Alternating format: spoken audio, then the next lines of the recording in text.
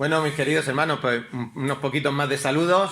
Y imagináis que tienen que venir de parte de Raquel y los chicos. Todo lo bueno acabó y para Raquel el 1 de agosto acabó esas vacaciones de julio y ahora tiene servicio de 24 horas. Así que habiendo salido de esas 24 horas y que son muy intensas, pues ha quedado con los chicos y eso sí, envía sus saludos, su cariño. Y los chicos, Anael me decía ayer, me voy contigo a Murcia. El problema es que hay que madrugar y como buen adolescente y cada vez más adolescente, antes se levantaba temprano y ahora cada día va rascándole unas horitas más o unos minutos más al reloj y las 9 de la mañana es muy temprano para salir de viaje.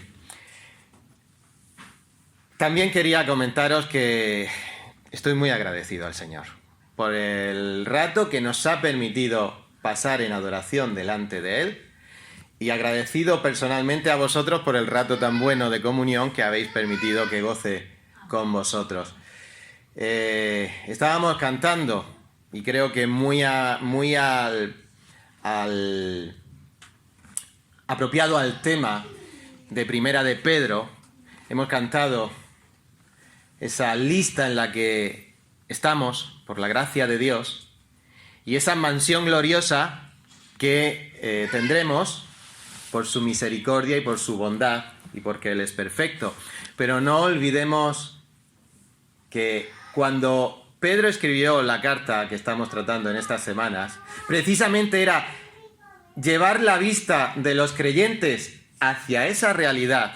Creyentes que estaban ¿dónde? En un mundo hostil. Y creyentes que estaban como de paso. Y lo estaban pasando muy mal en este mundo hostil. Si lo pasamos a nuestro siglo XXI y a nuestra realidad aquí en Murcia, pues realmente las cosas no siempre son de color de rosa o rara vez son de color de rosa, pero estamos agradecidos al Señor porque este caminar no es solos, sino que vamos de la mano del Señor. Y es un caminar que no se va a quedar aquí en Murcia, sino que va a acabar en la gloria, en su presencia. Y este es el mensaje central de la epístola de Pedro, como estamos viendo en estos días. Así que, pensando en que vamos de paso, que vamos a la gloria, y a pesar de las dificultades, Él está con nosotros, vamos a poner esta mañana esta palabra en nuestros corazones en oración. Señor y Padre Santo, bendito sea tu nombre, que has dado a tu Hijo Jesucristo, para que lo que hemos cantado, lo que hemos adorado, lo que hemos hecho en esta mañana en recuerdo suyo, no es en vano, no es una religión, es una realidad. Y cada día que caminamos hacia tu presencia, va siendo más real, porque está más cerca. Señor, en esto queremos confiar. A pesar de las angustias, a pesar de los sufrimientos, pero también, Señor, tú estás con nosotros y esto es real. Y en esta mañana queremos ahora que tú nos abras tu palabra y nos hables al corazón. Queremos prestar atención. Ayuda a mis hermanos a prestar atención a tu palabra. Señor, y ayúdame a mí para que sea tu palabra, solo tu palabra. Nos ponemos en tus manos. Habla, Señor, que estamos escuchando. En el nombre de Jesús. Amén. Arterofilia. ¿Quién de los aquí presentes sabe lo que significa arterofilia? Arterofilia. Bueno, Freddy, que seguramente en sus tiempos mozos, algo práctico. Arterofilia es un deporte olímpico. Es posible que de refilón lo hayáis visto en algún momento en televisión. Se trata de una gran pesa, una gran barra con muchos kilos a ambos lados y hay un señor que la coge, o una señora que la coge del suelo y tiene que llevarla por encima de su cabeza.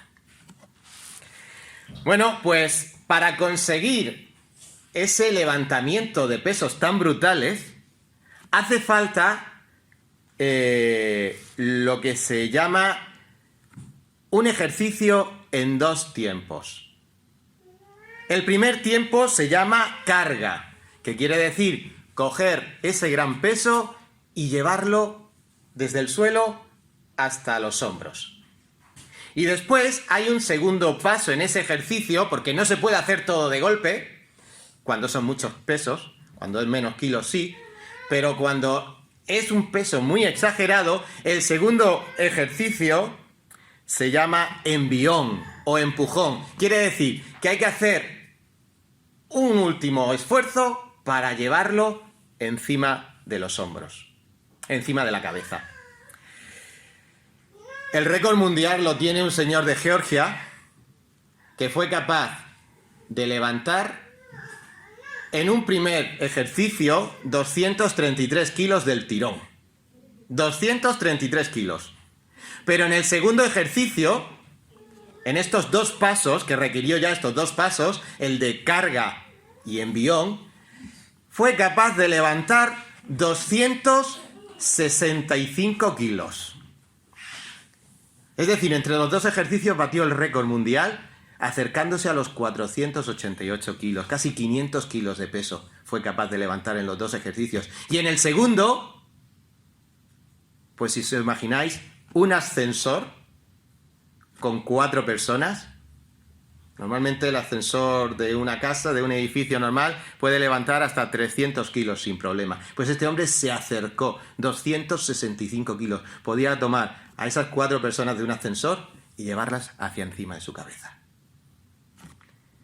Imposible para nosotros. Para la mayoría de nosotros no, puesto lo que quiera, que para todos nosotros eso es realmente imposible. Pero este señor de Georgia parece que lo hace fácil cuando lo ves, y en esos dos ejercicios, carga y envión, se lleva por encima de su cabeza esa cantidad de kilos. Cuando hablamos de algo parecido es cuando hablamos de cómo una vida santa, cómo un creyente podría llevar una vida de récord siendo santo, y cómo esa vida podría perfectamente ser una vida que glorifique a Dios constantemente y que dé testimonio constantemente del Señor. Entonces podemos pensar como creyentes, ya quisiera yo ser siempre así, pero yo no puedo con tanto peso, porque hay veces que, como en esos ejercicios, el tipo va a levantar el peso, ¡pum!, y se le cae al suelo, porque no ha hecho bien el ejercicio, porque no se ha preparado bien, porque no ha calentado, o porque es demasiado para él.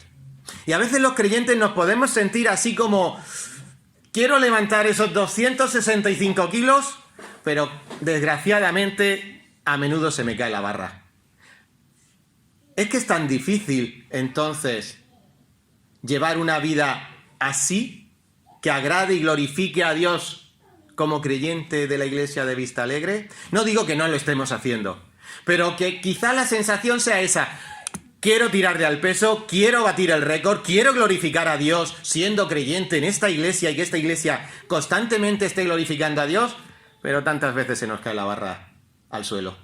Os sentís así, ¿verdad? Porque yo realmente me siento así. Los problemas de la vida, las circunstancias que nos acosan, hay veces que nos hacen tirar la barra al suelo y decir, no puedo, Señor, llevar una vida como a ti te agrada.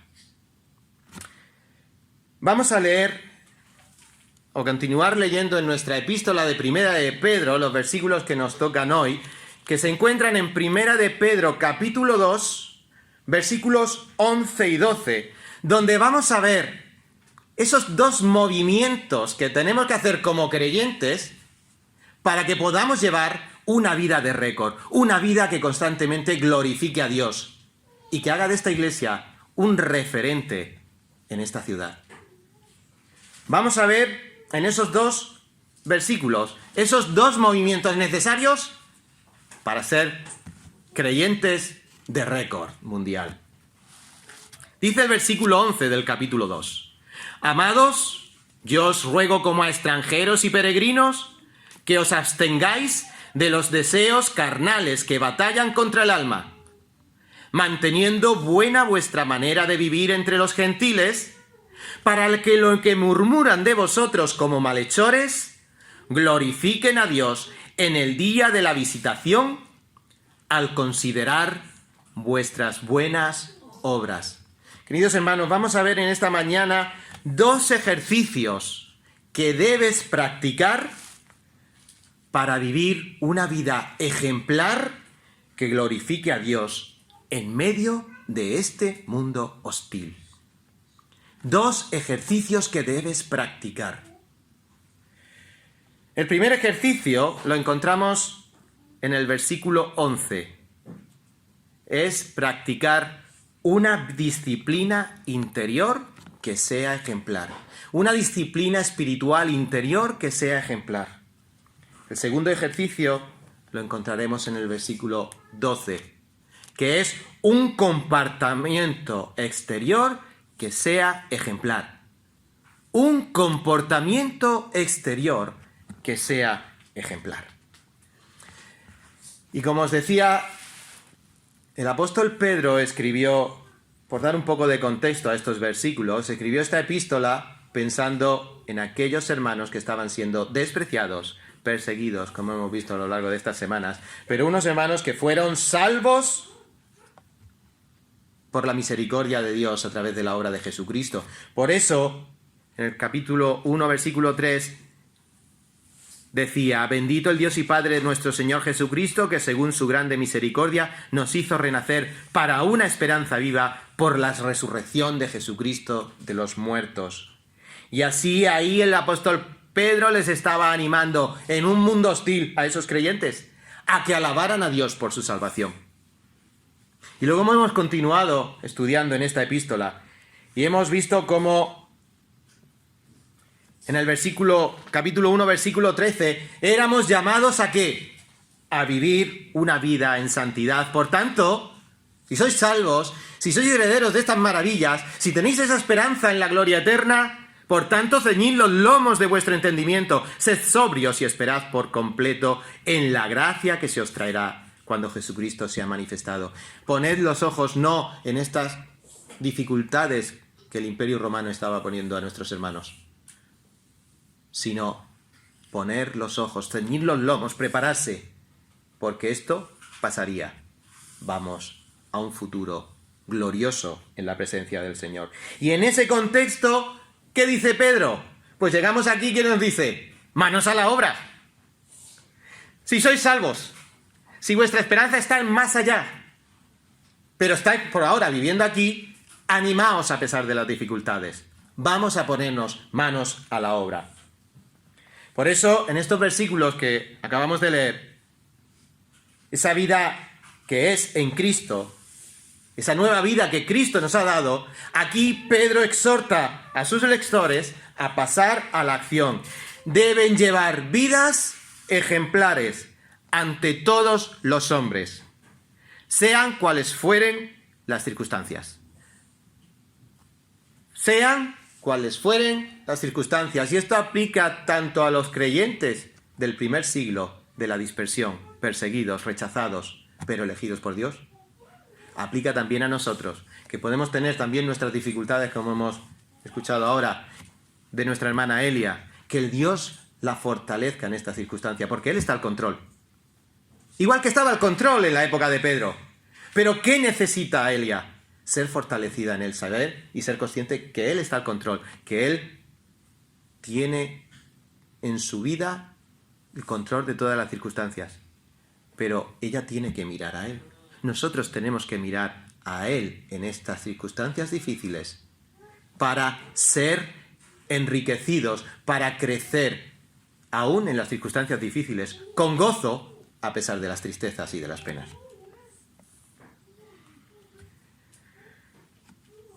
Hermanos, en el primer siglo y ahora, el significado de llevar una vida ejemplar no es para decir murciano del año.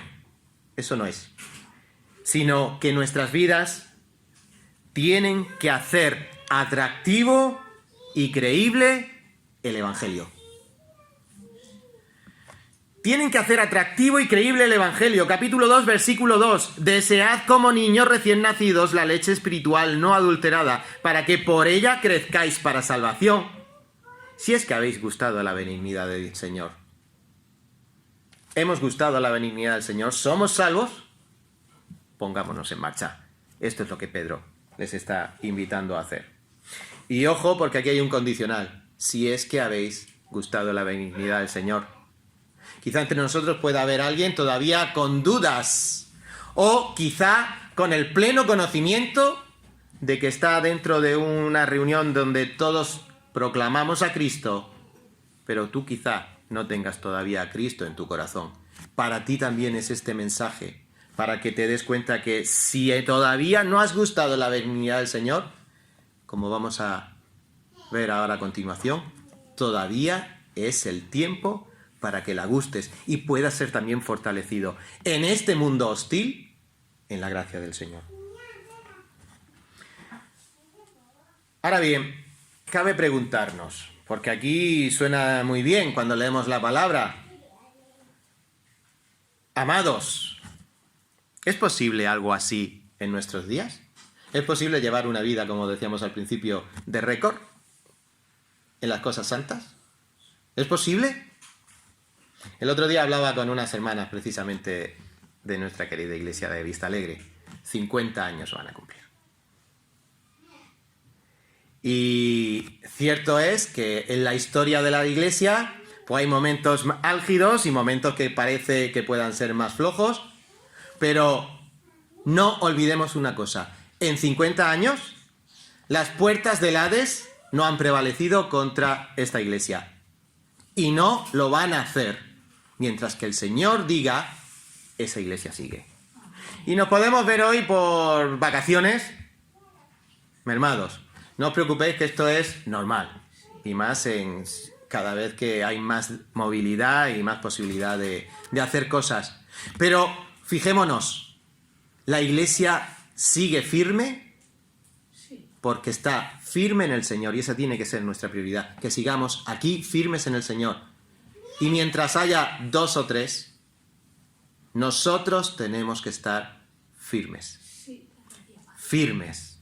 Y el Señor, por más que nos esforcemos, nosotros no vamos a hacer que estos bancos se llenen. Pero lo que sí es cierto es que si nosotros somos fieles y permanecemos firmes en el Señor va a dar el crecimiento cuando y como Él quiera. Y yo le decía a Freddy, ánimo, porque el Señor va a dar crecimiento y mucho fruto en esta iglesia. No solo que esperamos que tengamos que ampliar nuevamente, no solo eso, es que el crecimiento y la firmeza empieza por los que estamos aquí hoy. Así que, adelante. La disciplina interior, ejemplar. Eso es lo que vamos a ver en el versículo 11. Amados, yo os ruego como a extranjeros y peregrinos que os abstengáis de los deseos carnales que batallan contra el alma. Y aquí vamos a ver el primer punto, la disciplina interior que debe ser ejemplar. ¿Qué quiero decir con esto? En primer lugar, esto va dirigido a los amados. Y Pedro podría decir, o los creyentes de la dispersión podrían decir, es que Pedro nos ama y por eso nos llama amados. Pero aquí Pedro se está refiriendo no solo a que él ama a los hermanos de la dispersión. Amados se refiere a aquellos creyentes que son amados por Dios. Y eso nos incluye a nosotros, porque Pedro a lo mejor a nosotros no nos podía amar porque no nos conoció, si ni siquiera existíamos. Pero amados aplica también a nosotros, queridos hermanos. Somos amados por Dios. ¿Cómo lo podemos saber? Todos los versículos anteriores. Cristo es el ejemplo y la mejor manera en la que Dios ha demostrado su amor para con nosotros. Y Pedro les llama amados. Yo os ruego. Yo os ruego. Queridos hermanos, el amor del Padre hacia los hijos debe ser correspondido. Cuando Dios nos ama, y Pedro le está diciendo, hermanos, amados, os ruego. ¿Qué quiere decir ese ruego, esa palabra? Pues que Pedro les estaba diciendo, ¿sois amados de Dios? correspondedle como hijos. Os ruego. Es lo que encontramos en Romanos capítulo 12, versículo 1. Vamos a estar dando diferentes lecturas. Dice Romanos capítulo 12, versículo 1. Así que, hermanos, os ruego, la misma palabrita, por las misericordias de Dios. Os ruego. ¿Y qué está rogando? Esa palabra ruego en el original tiene también una connotación de advertencia. Hermanos, os ruego, pero os advierto, es decir, tenemos que estar pendientes cuando Pedro está rogando, y aquí Pablo está rogando, es lo mismo que se nos dice esta mañana a nosotros. Se nos está rogando, advirtiendo que presentéis vuestros cuerpos en sacrificio santo, agradable a Dios, que es vuestro culto racional, es vuestro sacrificio vivo a Dios. Y así tiene que ser. Mirad, yo a mis hijos, que los quiero mucho, y ellos me quieren, no solo hay una relación de amor, sino que como padre les pido otra cosa. No solo que me amen, sino que me obedezcan. ¿Nos parece bien? Hijos, obedeced a vuestros padres. Pero yo como padre también soy hijo. En este caso, esa obediencia que yo casi que exijo a mis hijos, no me la aplico a mí, a veces o a menudo, para ser como hijo obediente al Padre Celestial. Y entonces eso no casa. Si yo soy un hijo amado de Dios, ¿qué tengo que hacer? Vivir conforme a la voluntad de Dios. Y esto es lo que Pedro le está diciendo a sus queridos hermanos de la dispersión. Os ruego. Y una vez que somos conscientes que somos hijos de Dios y que le debemos la honra y la obediencia, ¿qué les dice Pedro? Como a extranjeros y peregrinos. No solo tenemos que ser conscientes del amor que Dios nos tiene y de la obediencia que le debemos. Tenemos que ser conscientes de qué somos nosotros mismos, porque hay veces que nos desviamos a consecuencia de ¿qué? De este mundo hostil. Que a veces no es tan hostil para nosotros porque nos hacemos amigos del mundo. Pero aquí Pedro les tiene que recordar también a sus hermanos. Les tiene que recordar, sois extranjeros y peregrinos. Os ruego como a extranjeros y peregrinos. ¿Qué quiere decir la palabra extranjero? Ya la hemos visto. Quizá un ejemplo en Filipenses capítulo 3, versículo 20, nos ayude no tanto a entender el concepto de extranjero, sino lo que realmente es un extranjero y lo que somos nosotros como extranjeros. Filipenses capítulo 3, versículo 20, el apóstol Pablo está recordándole a la iglesia de Filipos: mas nuestra ciudadanía está en los cielos, de donde también esperamos al Salvador, al Señor Jesucristo. Nuestra ciudadanía. Habéis volado, ¿verdad? Habéis entrado de unas fronteras a otras. ¿Sabéis lo que es un pasaporte? Y qué gusto cuando tienes el pasaporte y dice ciudadanos del país. Te ahorran las colas de inmigración. Pero cuando llevas el pasaporte de extranjero, las colas se hacen más largas, los controles de pasaporte son más exhaustivos, y como yo hace unos días, bajando del avión, y me encuentro maletas despanzurradas, la policía ahí buscando en las maletas, y un tipo ahí viendo lo que están haciendo con su maleta, por si acaso llevaba algo, que quizá llevara algo. El caso es que era extranjero y el control. Eso es lo que nos ocurre a veces. Queremos llevar o pasar por donde no nos corresponde y queremos quedarnos donde no nos corresponde. Hermanos, somos extranjeros. Nosotros tenemos que pasar con nuestro pasaporte por donde Dios nos dice. Y hay tantas veces que nos obligamos o que queremos pasar por donde no debemos. Llevamos una maleta tan cargada en nuestro viaje que nos está impidiendo pasar o ir en la dirección en la que debemos ir, que es hacia la gloria del Señor. Somos extranjeros. Descarguémonos las cosas ilegales que llevamos en la maleta, porque se van a quedar ahí en la maleta, porque no van a pasar la aduana. Pasemos con nuestro pasaporte que Dios nos ha dado en Cristo Jesús. También nos dice Juan, capítulo 15, versículo 19, respecto a esta situación de sabernos extranjeros, es que no nos sorprendamos de lo que puede pasar al ser extranjeros. Capítulo 15, versículo 19 del Evangelio de Juan. Si fuerais del mundo, el mundo amaría lo suyo, pero porque no sois del mundo, antes yo os elegí del mundo, por eso el mundo os aborrece. Recordad, pasamos por la cola de inmigración cuando no pertenecemos al país donde hemos llegado. Y eso nos puede suponer que nos miran mal, que nos rechazan. Y cuando quieres ser fiel al Evangelio, eso va a ocurrir sí o sí, incluso en este dichoso país, donde aparentemente las cosas van tan bien y tenemos tanta libertad. Hermanos, el mundo nos aborrecerá. Pero es que el mundo aborreció primero al Maestro. Así que no nos debemos sorprender. Y si no nos aborrece, es que nosotros no estamos aborreciendo el mundo. Si el mundo no nos aborrece a nosotros, es que nosotros no estamos aborreciendo al mundo. Y resulta que es que no somos de este mundo. Porque el término extranjero aquí, en este lugar, se adaptó o se adoptó a los cristianos que no pertenecen al sistema de este mundo, pero que sí vivimos con personas de este mundo. Por eso somos extranjeros.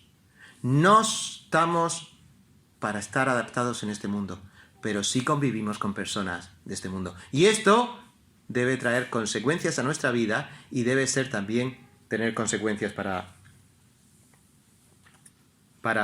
las personas que nos ven y que no son creyentes. Por eso, continuando en Romanos capítulo 12, no solo el versículo 1 nos decía, hermanos, ruego por la misericordia que presentéis vuestros cuerpos, sino en el versículo 2 nos dice, no os conforméis a este mundo. Podemos resumir, sois extranjeros y no os debéis conformar a este mundo, porque nuestra ciudadanía está en los cielos. Por eso también no solo le dice que estos hermanos o nosotros tenemos que ser conscientes de que no solo somos extranjeros, sino que además somos, ¿qué les dice? Versículo 11, peregrinos. ¿Qué es un peregrino? Peregrino, en la traducción de Dios habla hoy, literalmente se traduce como, exactamente, el visitante que está de paso. Vas a estar unos días, pero vas a salir de allí. Y cuando los creyentes tenemos claro que somos extranjeros, que pertenecemos a la patria celestial, y además tenemos claro que somos peregrinos, que solo estamos de paso. Yo recuerdo cuando vinimos de República Dominicana hace 14 años. Y dejamos, madre mía lo que dejamos. Era imposible todo lo que teníamos en aquella casa. Y no era mucho, pero era imposible traerlo a España. Y empezamos a repartir pues, prácticamente todas las cosas que eran de bebé, que no íbamos a poder llevar, ni hacían falta. Y cosas, elementos médicos también que teníamos de Nael, también los dejamos allí, había costado dinero, pero es que no podíamos llevarlo en el avión.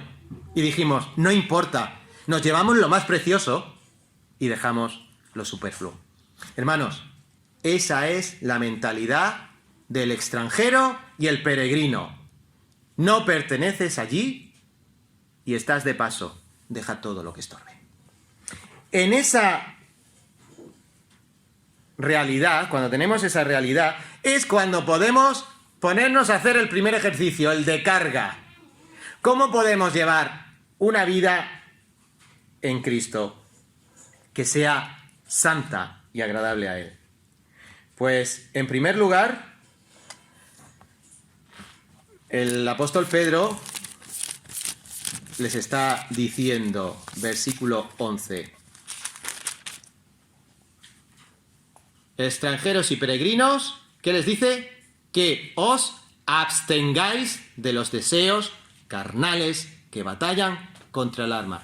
Y aquí es cuando empieza la primera disciplina o el primer ejercicio que tenemos que ejercitar, y se ejercita en nuestro interior. Es coger el peso y llevarlo a los hombros. Primera, es que si no se hace primero ese ejercicio, el siguiente no lo vamos a poder hacer.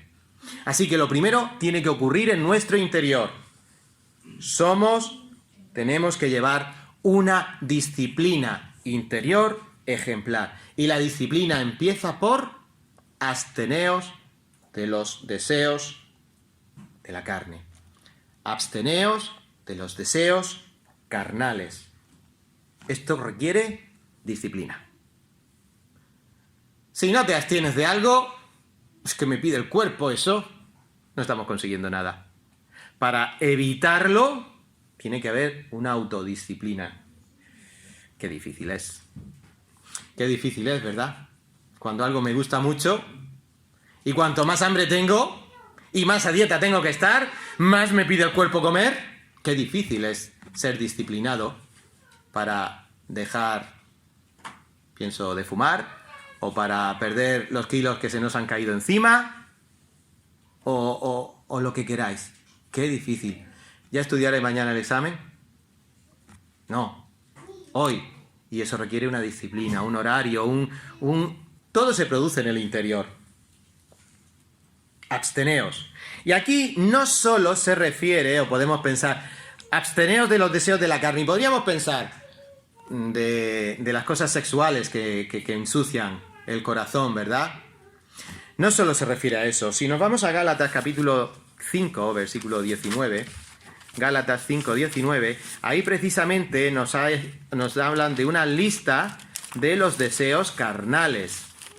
Capítulo 5, versículo 19, y manifiestas son las obras de la carne, no solo sexuales, que son adulterio, fornicación, inmundicia, lascivia, idolatría, hechicerías, enemistades, pleitos, celos, iras, contiendas, disensiones, herejías, envidias, homicidios, borracheras, orgías y cosas semejantes a estas. Bueno, si alguno confesamos que hacemos todas estas cosas, vaya perla. Pero no es cuestión de que no haga ninguna. Alguna de estas cae, seguro. Y ahí nos tenemos que examinar a nosotros mismos, porque eso solo es cosa de Dios contigo y tuyo con Dios. En alguna de estas, todas caemos. O en muchas. O en todas. Y aparentamos que no.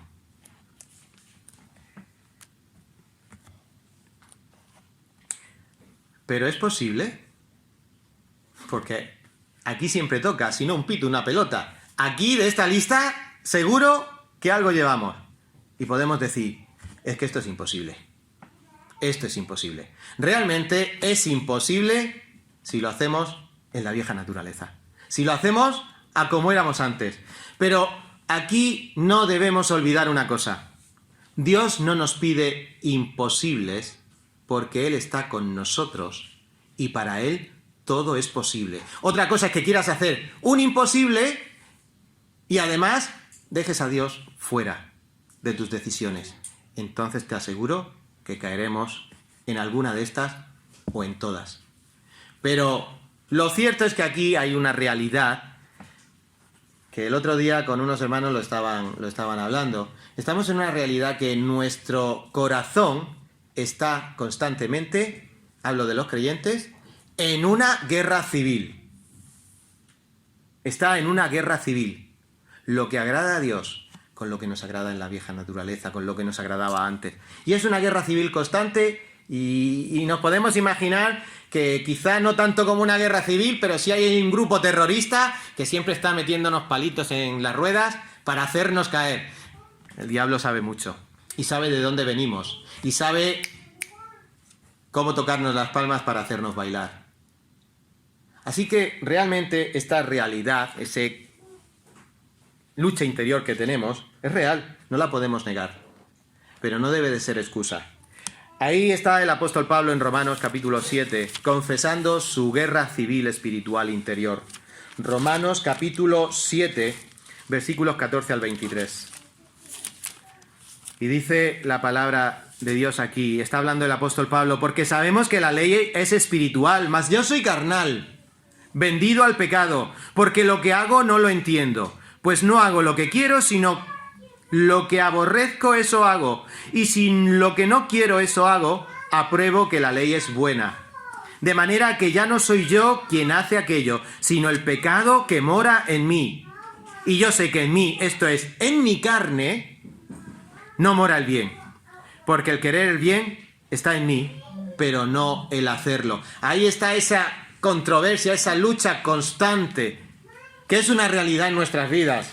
Por eso Pablo, no lo vamos a leer por amor al tiempo, en 2 de Corintios capítulo 6, versículos 16 al 7:1, estaba hablando precisamente de que esa controversia, él pedía oración a Dios, porque incluso él sabía que estaba en peligro de poder caer en algún momento. Hermanos, no podemos vivir de las rentas, no podemos vivir de tiempos pasados donde todo iba bien y hicimos grandes cosas para el Señor. Y ahora ya quizá estemos en ese momento en el que se nos ha caído la barra con las pesas al suelo y no podemos levantarlas. Llegan esos momentos a la vida, pero no nos pueden servir de excusa. El Señor nos dice, cultiva tu disciplina interior, sigue luchando contra ese cuerpo carnal, porque en ti está otra nueva naturaleza. Dios la ha cambiado. Efesios, capítulo 2, versículos del 1 al 3. Dios ha cambiado esa antigua naturaleza y ha puesto una nueva naturaleza, y Él os dio vida a vosotros cuando estabais muertos en vuestros delitos y pecados, en los cuales anduvisteis en otro tiempo, siguiendo la corriente de este mundo, conforme al príncipe de la potestad del aire, el espíritu que ahora opera en los hijos de desobediencia, entre los cuales también todos nosotros vivimos en otro tiempo, en los deseos de nuestra carne, haciendo la voluntad de la carne y de los pensamientos, y éramos naturaleza hijos de ira, lo mismo que lo demás. Pero Dios, que es rico en misericordia, por su gran amor con que nos amó, aun estando muertos en nuestros delitos y pecados, os dio vida juntamente con Cristo. Ya no solo tenemos la vieja naturaleza, ahora está la vida victoriosa de Cristo en nosotros. ¿Y eso cómo lo podemos saber? Hay una clave. Hay una clave para que cuando hagamos este ejercicio de disciplina espiritual interior, tengamos la victoria. ¿Dónde está la clave? Gálatas, capítulo 5, versículo 16. Continuamos en esa epístola de Gálatas, que nos dice, manifiestas son las obras de la carne. Pues el Señor, en esa carne pecadora, también ha puesto, versículo 16, la nueva vida en Cristo.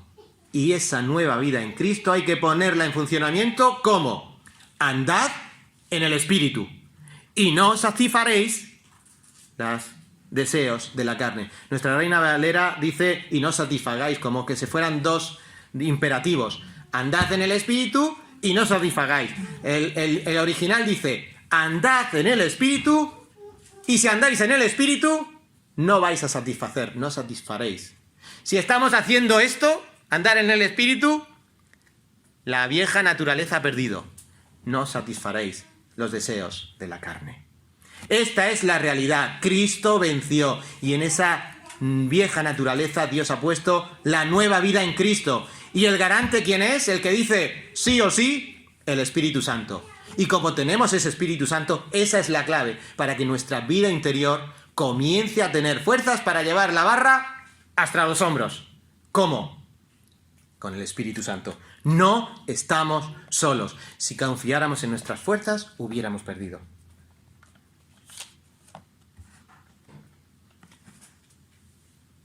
Todo esto ocurre en nuestro interior. Y si ese primer ejercicio, esa disciplina, no se cultiva en nuestro interior, no da fruto.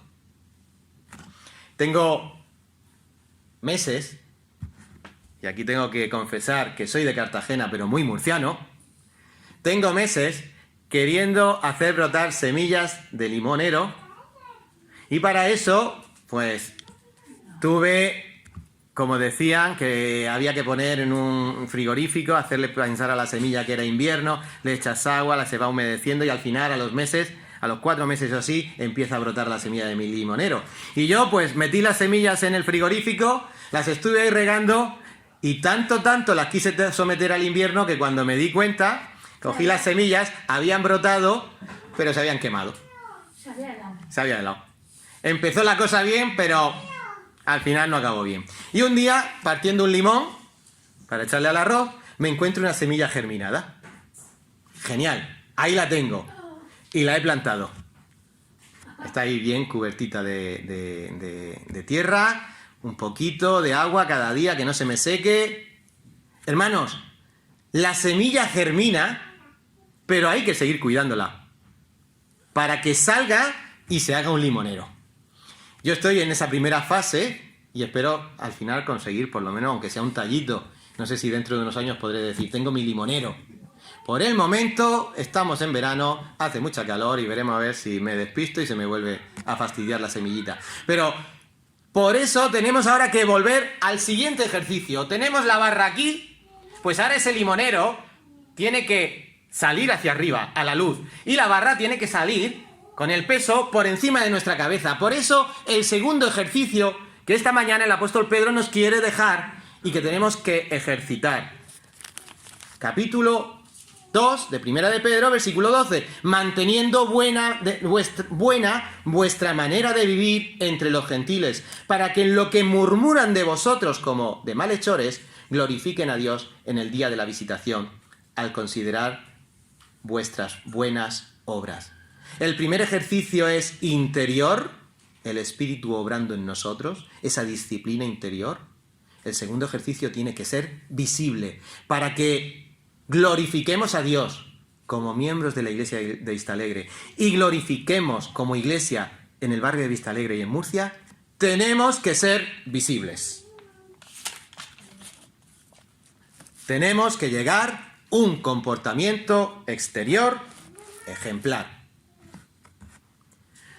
¿Quieres evangelizar de una forma efectiva o más efectiva? Y podemos pensar, sí, quizá tengamos que repartir más tratados en el parque. Sí, no digo que no, pero hay una forma más efectiva.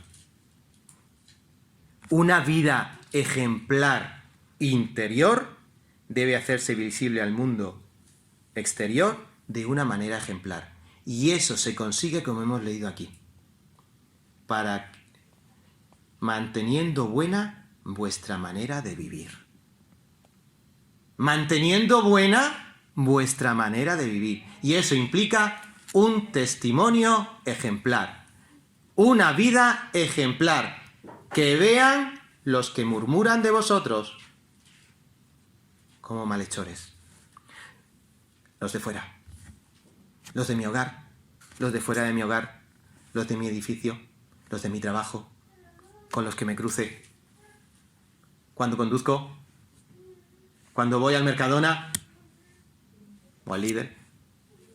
Donde vaya, donde esté, mi vida tiene que ser ejemplar. ¿Cómo tiene que ser? Buena. El adjetivo buena, en griego, quiere decir de hermosa forma externa. Es decir, que se vea que es hermoso. Pero claro, esta palabrita en español hay hasta 6 términos diferentes que pueden indicar lo buena que tiene que ser nuestra vida externa de vivir. Y podemos pensar en precioso, podemos pensar en delicado, en encantador, en refinado, en aceptable a la vista, en noble. Todos esos adjetivos están, digamos que, describiendo cómo que tiene que ser nuestra buena forma de vivir. ¿Y dónde se tiene que dar esa buena forma de vivir? El apóstol Pedro también se lo dice, entre los gentiles. Los gentiles eran los no judíos, eran el resto de los habitantes del mundo en la época del siglo I. Y hoy podríamos decir, entre los murcianos, entre los compatriotas, que no son creyentes. Hermanos, nosotros somos creyentes y a los no creyentes tenemos que manifestar una buena forma de vivir para dar ese ejemplo que haga atractivo el Evangelio, que lo haga creíble. No solo el que habla, sino que también el que con su vida cumple o manifiesta lo que habla. Y eso a pesar de estar en un mundo hostil. Estamos en un mundo que no acepta el Evangelio. Estamos en un mundo que rechaza todo lo que tenga que ver con Dios, con el Dios del Evangelio. Con cualquier otro Dios hay muchos, como vamos a ver. Pero ese mundo, a pesar de que rechace nuestro testimonio y que muchas veces incluso nos llegue, como vamos a ver, a acusar de cosas falsas o a hacernos pasar por creer en lo que Dios dice y obedecer lo que Dios dice antes de lo que dicen los hombres, esas personas que pueden llegar incluso a odiarnos por ser cristianos, tienen que recibir nuestro buen testimonio. Y ahora veremos por qué. Gentiles. Y estos gentiles, en la época en la que Pedro está escribiendo, decían que, hemos leído, entre los gentiles, en lo que murmuran de vosotros como malhechores. Ahí hay dos palabras, murmuran y malhechores. Había muchos que hablaban y decían que los cristianos eran malhechores. Una cosa es murmurar y otra es acusar con fundamento. Pero pese a que las murmuraciones hacen mucho daño, hermano, que nunca nos puedan señalar con el dedo de que estamos ensuciando el nombre de Cristo. Podrán murmurar cosas falsas, pero que se nos caiga un santo temor de pensar que en lo que nosotros podamos hacer a diario, esas murmuraciones pasen a ser acusaciones ciertas. Porque entonces no es que no solo son ciertas, es que estamos ensuciando el santo nombre de nuestro Dios y Señor. Y eso que nunca se nos pase por la cabeza, que tengamos esa sensibilidad en los dedos, para que cuando vayamos a tocar algo que no debemos tocar, nos quememos. Porque ya no solo es que nos va a perjudicar, es que estamos ensuciando el santo nombre de Cristo Jesús. Estamos tirando por el suelo la gloria de Dios, que eso nunca nos ocurra. No obstante, siendo fieles, como hemos leído antes, el mundo se aborrecerá. Y murmuran. Pues esas gentiles que murmuraban llegaron a acusar de malhechores a los cristianos. Y la palabra malhechores en el siglo I se adjudicó muy bien a los cristianos. ¿Y qué incluía malhechores? Los que hacen malas cosas. Pues mirad, a los cristianos en aquella época se les imputaba de rebeldes contra el gobierno de Roma. Al aceptar el gobierno de Dios, ahí lo metían todo en un saco y decían, si estos obedecen a Dios y no a los hombres, son rebeldes contra el gobierno. Y a nosotros nos pueden llegar a acusar de rebeldía contra el gobierno cuando nos quieran imponer políticas y maneras de pensar o de administrar nuestra familia, nuestra vida, que no son conforme a Dios. Y la iglesia fiel va camino de ser también otra vez acusada, ya está siendo acusada en muchos países, incluso países occidentales, de ser rebeldes contra el gobierno. Además, este concepto de malhechores también incluía canibalismo. ¿Cómo? Sí, a los cristianos en aquella época se les acusaba de caníbales. Tomaban el cuerpo y la sangre de Cristo. Esa santa cena, que nosotros la tenemos muy clara como símbolo. Desde un primer momento en la iglesia ya hubo confusión y pensaban que se comían a personas y eran acusados de canibalismo. Eso para nosotros parece muy lejano. Fue una realidad. Tal era la ignorancia y la manera mala de interpretar el Evangelio, que se les acusaba de canibalismo. Como malhechores eran también acusados de incestuosos, con relaciones íntimas entre la familia. Bueno, eran todos hermanos. Todos se llamaban hermanos. Había matrimonios entre los hermanos. Eran hermanos en la fe. pero desde fuera interpretaban que eran relaciones incestuosas, censuradas incluso en aquella época. También se les acusaba de subversión económica. Estos van a reventar la economía del país. ¿Cómo lo hacían? Bueno, realmente, aunque el apóstol Pablo, en el texto, creo que recordar de 1 de Corintios, hablando a los esclavos que fueran, y como veremos también en 1 de Pedro, sed obedientes a vuestros amos, pero también les decía, si es posible ser libres, procurad ser libres. Lo primero era ser obedientes para dar gloria a Dios. Pero si era posible ser libres de la esclavitud, ¿pero qué ocurriría si los esclavos fueran libres en la época en la que Pedro estaba escribiendo? Bueno, la economía en aquella época se basaba en la mano de obra de los esclavos. Era una economía muy boyante, porque como todo el que trabajaba era esclavo y no tenía sueldo, imaginaos hoy día que las empresas o todos nos estuvieran trabajando de gratis. Pues seguro que la economía iría hecho un cañón. Pero evidentemente las cosas no irían bien para los esclavos trabajadores.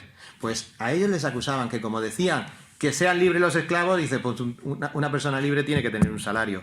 Y eso, con el paso del tiempo y con el fin de la esclavitud en el Imperio Romano, cuando acabaron las guerras, fue una de las cosas que hizo colapsar la economía romana. Cuando acabaron los esclavos y hubo que pagar. También les acusaron de ateos. ¿Ateos? ¿Creyendo en Dios se les acusaba de ateos? Sí. En aquella época el dios que había que adorar era César y todo el panteón romano. Así que si no querían adorar a César y a todos los dioses romanos, es que eran ateos, porque no había dios más que el César y todos los demás dioses, pero el Dios real, al que los cristianos adoramos, ese no existía para los de fuera. Esa era la situación en la que los creyentes estaban en aquella época. Esa era la situación. Pero a pesar de eso, a pesar de ese mundo hostil que rodeaba a los creyentes, Pedro les está diciendo, tened un buen testimonio delante de aquellos hombres que son murmuradores y delante de aquellos hombres que os están vituperando y os acusan de cosas tan malas. ¿Por qué? ¿Por qué tiene que ser manifiesto el buen testimonio? ¿Por qué tenemos que llevar la barra con todo lo que pesa por encima de nuestras cabezas? ¿Por qué? La segunda parte del versículo lo dice. Para los que murmuran de vosotros como malhechores, glorifiquen a Dios en el día de la visitación al considerar vuestras buenas obras. Hermanos, nuestro buen testimonio es parte de la predicación del Evangelio. Y parte de esos hombres perversos y malos llegarán a conocer al Dios por causa de nuestro testimonio. Por eso tiene que ser un testimonio santo. Porque de entre los que nos odian, o de entre los que ya no nos odian, pasan de nosotros, de los que nos dicen, todas las religiones son iguales, la tuya es muy bonita porque te portas muy bien. A pesar de eso, de entre todos esos que rechazan hoy, Dios llegará el día en que visite su corazón. La palabra visitación viene del Antiguo Testamento. Por amor al tiempo no vamos a leer, pero quería decir esos momentos de la historia en las que Dios entraba en contacto con el ser humano, bien para bendición o bien para juicio. Hay textos en el Antiguo Testamento que nos hablan de esto. Hay un momento de la historia de tu vida en el que Dios se presentó delante de ti, te visitó. ¿Para qué? Para darte las buenas nuevas de salvación en Cristo. Pero también hay momento en la historia en el que se puede presentar Dios para juicio y condenación. A los judíos les pasó eso. No lo leemos, pero en Lucas capítulo 19, versículo 44, Jesús está lamentándose por Jerusalén. Y en el versículo 44 dice, porque no fuisteis conscientes del día de la visitación del Señor. Y Jerusalén fue destruida, porque cuando el Señor visitó Jerusalén, no fueron conscientes que visitaba aquella ciudad para salvación de los judíos. Hoy es un día de visitación para ti. Hermanos, para los creyentes, pero de una manera particular quizá para ti si no tienes a Cristo en tu corazón. Hoy es un día de visitación para salvación. Se te está presentando Cristo, que quiere hacer de tu vida una vida en triunfo a pesar de las dificultades de este mundo hostil. Porque esta vida no es donde tú vas a ganar. La vida donde todos vamos a ganar es la vida eterna que Él ganó con su sangre preciosa en la cruz del Calvario.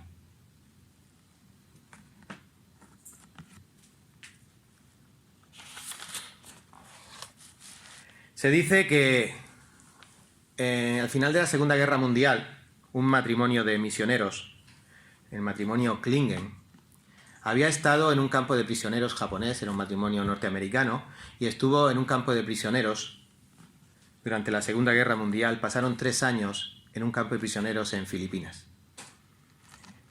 Pasaron unas calamidades tremendas y muchos de aquellos prisioneros murieron. El comandante de aquel campo era un japonés llamado Konishi, que entre las muchas cosas horripilantes que le hacía a los prisioneros era darles arroz sin quitarle la cáscara. El problema de la cáscara del arroz es que es seca y cortante, y muchos de los que ingerían ese arroz se producían lesiones en el tracto digestivo y sangraban por ellas, porque la cáscara del arroz rasgaba sus tejidos. Entonces, cuando cuenta este matrimonio misionero, que cuando querían los prisioneros quitar la cáscara para no ingerirla, el esfuerzo de moler ese arroz era tan fuerte que las calorías que producía el arroz eran muchas menos de las que gastaban en quitarle la cáscara. Lo pasaron horriblemente mal. Y muchos prisioneros murieron en ese campo por culpa de este comandante Konishi. En febrero de 1945 el campo de prisioneros fue liberado y este matrimonio providencialmente había salvado la vida junto con otros pocos más prisioneros. Unos años más tarde, este comandante Konishi fue detenido. Estaba trabajando en Manila, como vigilante de un campo de golf. O sea, que trabajaba para los americanos. Pero fue descubierto, fue juzgado, condenado a la horca, y en la horca murió por sus crímenes de guerra. Y podemos decir, providencia de Dios. A los hermanos los salvó por su providencia, y justicia de Dios. A este canalla se le juzgó y se le condenó a muerte y murió ahorcado.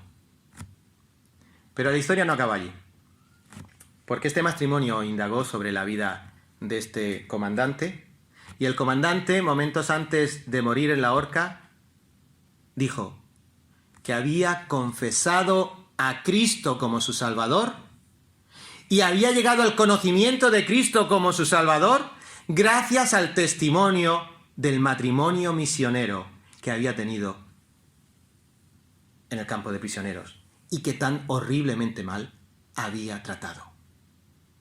Y hoy día este matrimonio y este oficial japonés están en la gloria de Dios, dando gloria a Dios al hombre. A Dios, dando gloria a Dios. ¿Por qué?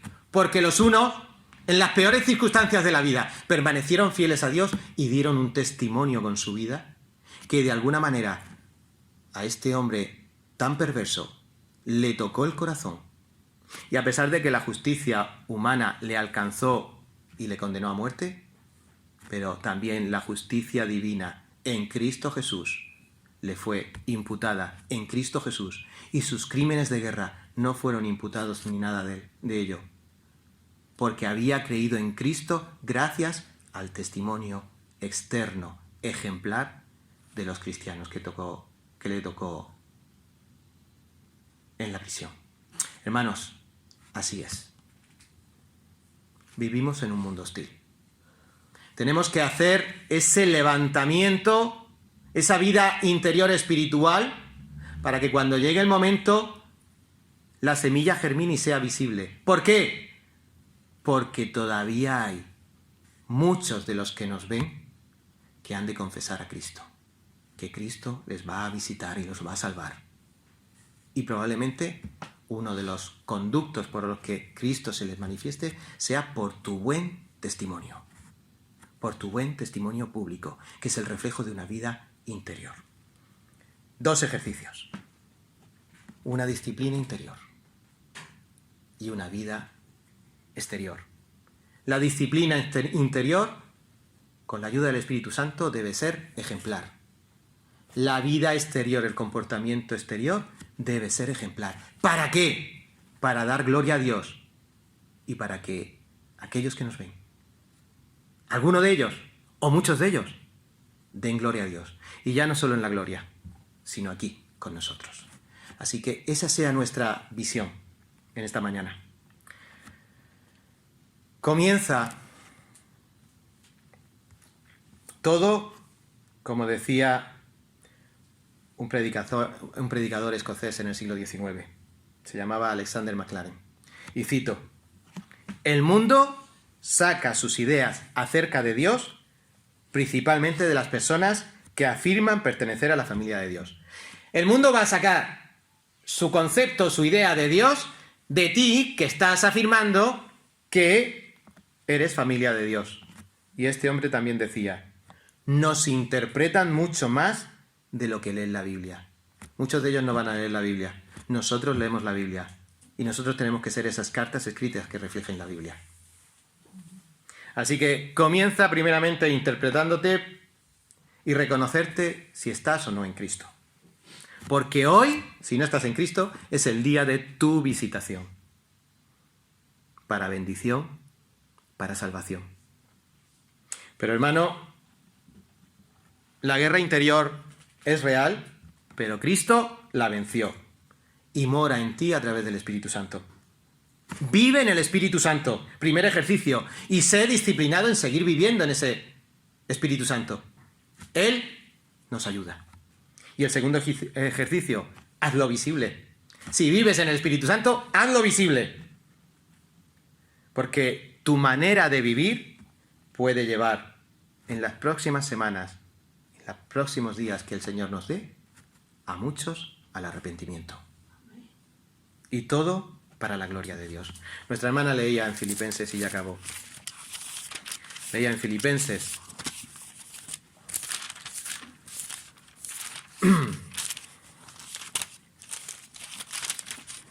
Capítulo 4.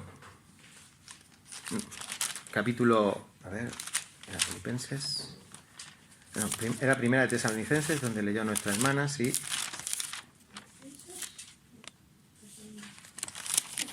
A ver, un momentico. Me ha ido de... A ver. Exactamente. Léelo, Freddy. El 16, está siempre gozoso. 17, orad sin cesar. Era ese. No fue este el verso que nos leyó. El 19. 19. Sí, no apaguéis el espíritu. Exacto. No apaguéis el espíritu, léelo. No menospreciéis las profecías, examinadlo todo, retened lo bueno, apartados de toda clase de mal. Exactamente. Ahí es un resumen de lo que esta mañana tiene que quedar en nuestros corazones. Es una obra de Dios que debe de rechazar completamente lo que era antes para ser ahora. Por eso, queridos hermanos, esta es nuestra vocación. Así nos tenemos que comportar en tierra hostil. Lo tenemos que hacer visible. ¿Cómo? Las próximas semanas vamos a ver cómo de una manera práctica podemos hacer visible esto que tiene que ocurrir en nuestro interior y que debe ser una manera buena de vivir para los que están fuera. Y por eso los siguientes versículos nos van a describir maneras prácticas de hacer visible ante los gentiles nuestra buena manera de vivir, para que no todo quede ahí en un concepto. El Señor dice, y ahora viene el ejemplo para que le sigamos. Y termina con un ejemplo de Cristo. Exactamente, y terminar con el ejemplo de Cristo. Vamos a orar. Señor, queremos darte infinitas gracias porque tu palabra es buena, Señor, y tú tienes misericordia y nos hablas, Señor, una y otra vez para hacernos crecer en Cristo. Y solo podemos crecer en Cristo por tu palabra, porque es poderosa para salvar y también para hacernos santos y hacernos parecer cada día más a Cristo. Y gracias, Señor, porque esto, aunque parece muy difícil y es imposible para nuestra naturaleza carnal, es posible porque tú moras en nosotros. Nos has dado una nueva vida en Cristo Y el Espíritu de Dios mora en nosotros y Él produce en nosotros el querer y el hacer por su buena voluntad. Por eso, Señor, deja esta palabra en nuestros corazones y que sean un firme propósito que por amor a ti lo pongamos en la práctica. Y podamos decir, Señor, en esta mañana, examíname, Señor, y conoce mi corazón. Pruébame y conoce mis pensamientos. Y ve si hay en mí camino de perversidad. Y guíame al camino eterno. En el precioso nombre de nuestro Señor Jesucristo. Amén.